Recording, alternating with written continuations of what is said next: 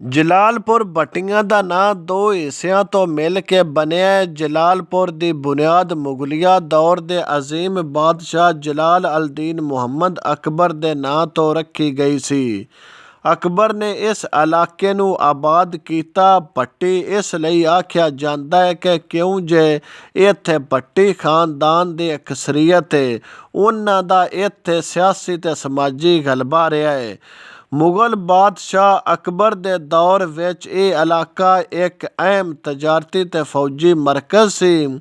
ਕਿਹਾ ਜਾਂਦਾ ਹੈ ਕਿ ਅਕਬਰ ਨੇ ਇੱਥੇ ਇੱਕ ਕਿਲ੍ਹਾ ਬਣਵਾਇਆ ਸੀ ਤਾਂ ਕਿ ਦਰਿਆ ਚਨਾਬ ਦੇ ਨੇੜੇ ਦੇ ਇਲਾਕਿਆਂ ਦੀ ਨਿਗਰਾਨੀ ਕੀਤੀ ਜਾ ਸਕੇ।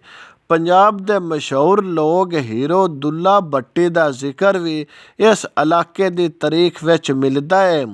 ਦੁੱਲਾ ਭੱਟੀ ਦਾ ਤਲਕ ਪਿੰਡੀ ਭੱਟੀਆਂ ਤੋਂ ਸੀ, ਲੇਕਿਨ ਜਲਾਲਪੁਰ ਭੱਟੀਆਂ ਵੀ ਇਸ ਪੱਟੀ ਵਿੱਚ ਆਉਂਦਾ ਹੈ।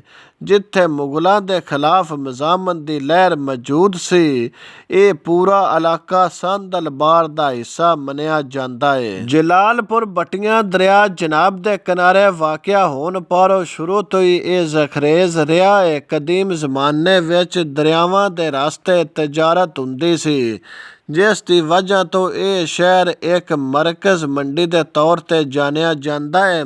ਖਾਸ ਤੌਰ ਤੇ ਚੌਲਾਂ ਦੀ ਫਸਲ ਲਈ ਇਹ ਇਲਾਕਾ ਅੱਜ ਵੀ ਪੂਰੀ ਦੁਨੀਆ ਵਿੱਚ ਮਸ਼ਹੂਰ ਹੈ। ਬਰਤਾਨਵੀ ਰਾਜ ਦੇ ਦੌਰ ਵਿੱਚ ਇੱਥੇ ਦੇ ਲੋਕਾਂ ਨੇ ਆਜ਼ਾਦੀ ਦੀ ਤਾਰੀਖ ਵਿੱਚ ਭਰਪੂਰ ਹਿੱਸਾ ਲਿਆ ਹੈ।